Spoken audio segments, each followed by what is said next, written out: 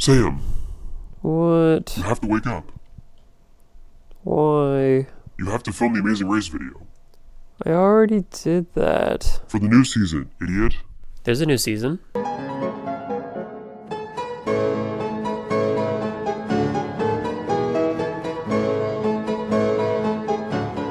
Wow, that was quite the surprising season. Get it? Because the title of the video. So the Amazing Race's 37th season just dropped, and it was certainly a great one. It had all the ingredients of a classic season: infamous challenges, comeback stories, villains, people who don't know how to drive, airport fiascos.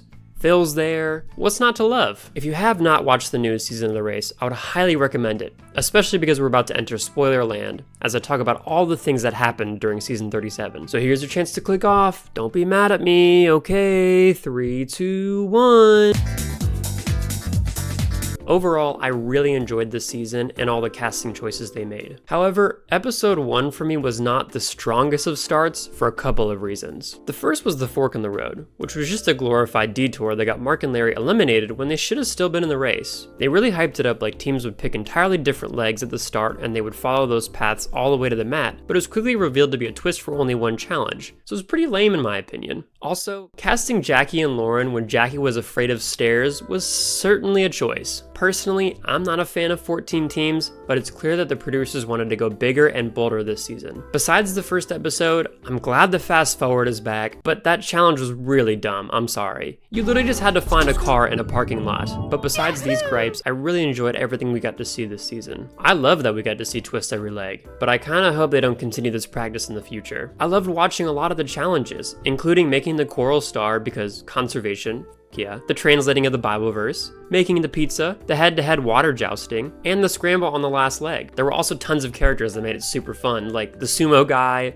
the yogurt grandma, the gossiping laundry ladies. I even enjoyed having Jonathan on this season because it gave us someone to root against. These last few seasons of the race have been very cookie cutter, everyone's positive, helps each other out, so it was really nice to have a villain again, although it was kind of that he was only antagonistic towards his wife. There were so many teams to root for, and even though my frontrunners Mark and Brett did not win, it was nice to see Carson and Jack win it all. Their comeback on leg 7 was super fun to watch, and they felt pretty dominant besides that one leg. Scott and Lori really felt like a winning team. It was just really unfortunate they did so bad on that detour. I would love to see them come back for an all-star season. Also, it was cool to see my #1 rule in action. It's not over till Phil says it's over.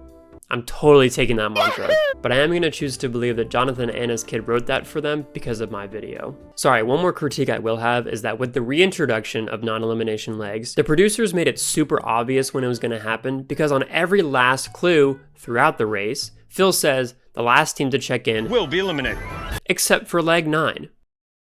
I wonder which leg is going to be non-elimination. I am glad that Han and Holden got saved, but I think for future seasons they should tease the non-elimination legs better and bring back the speed bump. Just make it a simple task to build up that underdog story without crushing it on the next episode. But again, very fun season, and I'm going to statistically prove why right now using the spreadsheet. But before I dive into what I noticed this season, I want to talk about what has changed on the spreadsheet since my last video. I'll go in order of tabs that have significantly changed. None of the keywords have changed, but I did start tracking the totals for each season. Now, I want to address how this data is skewed, because in the earlier seasons that I logged, like season 32, 29, 28, I didn't really have a firm understanding of what keywords I was going to use or the scope of each of them. So you'll notice a distinct drop in each of these seasons. There definitely should be more, but I'll need to give each season a rewatch and a relog just to be sure.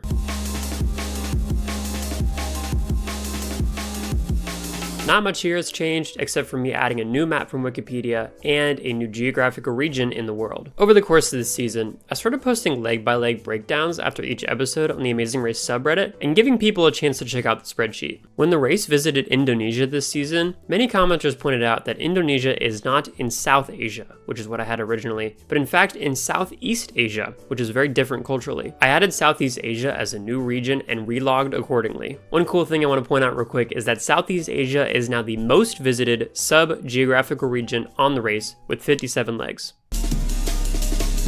I had to add in the fork in the road challenge.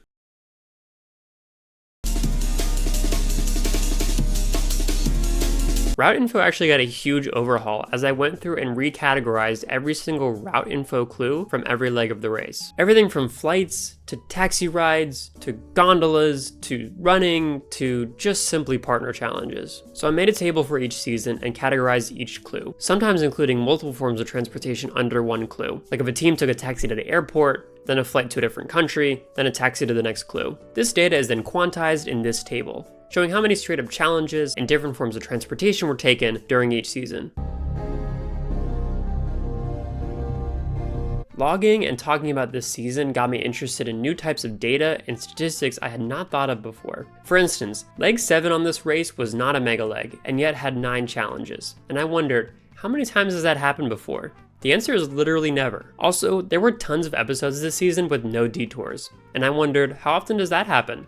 The answer is not a lot. These kinds of questions inspired me to make a whole bunch of new tables, such as one for the overall amount of challenges on each leg, with subsequent tables to track the amount of legs with any number of challenges, and the probability of the number of challenges for each leg. For instance, the most likely leg of the race is on leg 6, having 6 challenges. I also created tables to note the amount of mega legs and super legs each season. And I created tables to note the amount of legs that have roadblocks or detours, but not both. This sheet got a huge new inclusion as well, as I went back through my journals and noted the reason for every single elimination on the race. I created this table to track these reasons, and I mean there's only so many. The two biggest are travel issues and just doing poorly on a challenge during the leg. As I was logging Carson and Jack's win, I got interested in how many first places each team had, so I created this new table to go along with the average finishing positions. I actually didn't realize that Rachel and Dave are kind of the GOATs. I had to include the new driver's seat twist. I didn't include the car key roulette because, And that's all the major changes, besides like some aesthetic cleanups. Now it's officially time to... The spreadsheet! No, we already did that bit. I was gonna say now it's time to talk about what I noticed. As I said earlier, it was clear that tone-wise, this season was a cut above the last few seasons. After coming off some hit-or-miss COVID-influenced seasons, it was clear that the race producers wanted to return TAR to its former glory, and I think they achieved that. Looking at comments online, it was clear that people enjoyed this season, and how it felt like the good old days. Take a look at this graph. This tracks the amount of challenges per season. Let me reveal season 37's data point now.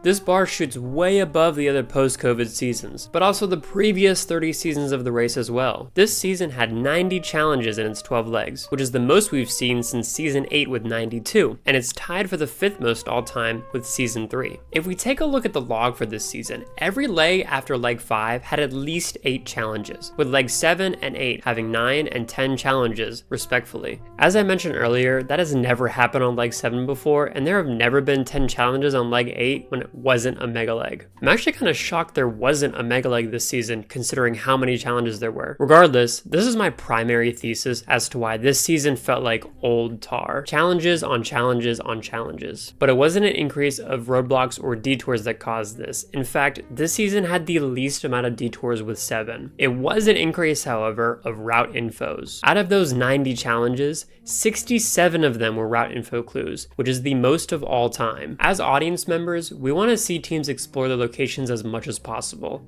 even if it's just to stop and get another clue. But in this season, each clue felt important to the location and the culture that teams got to participate in, such as getting the cross out of the river in Sofia or rubbing the nose of the Pulcinella statue in Naples. It was awesome to see longer legs, and I hope the producers keep this trend up. Another thing I hope the producers keep up with is bringing back non-elimination legs. As I talked about in my last video, the suspense of a team possibly being safe from elimination upon check-in is one of the best parts of watching the show. Han and Holden got safe from elimination on leg 9, which is the latest we've ever seen the first non-elimination leg on a season with non-elimination checkpoints. Also, this season had the least amount of non-elimination legs, with only 1. Technically, season 35 had 1 as well, but that was a keep going checkpoint and not an official non-elimination leg. Regardless, I hope this is a sign that the non-elimination leg is making its return. Also bringing back the speed bump maybe? I mean, the fast forward finally made its return. I also noticed some interesting things when logging the keywords. The first being the amount of swimming challenges, which was 3. That's only ever happened on one other season, season 4. Most races don't have any swimming challenges at all, and if they do, it's normally only once. Also, there were 3 challenges that required balance this season, which is only the second time we've ever seen that many. There were also more challenges requiring hand-eye coordination and attention to detail than average. Of course, there was the continued trend of adding a new country this season with Bulgaria, which is a trend I hope continues as well. I'm sure there's more nuanced stats to observe, but again, not the biggest stats guy. What did you guys notice? Do you agree with my analysis? Do you see the backpack?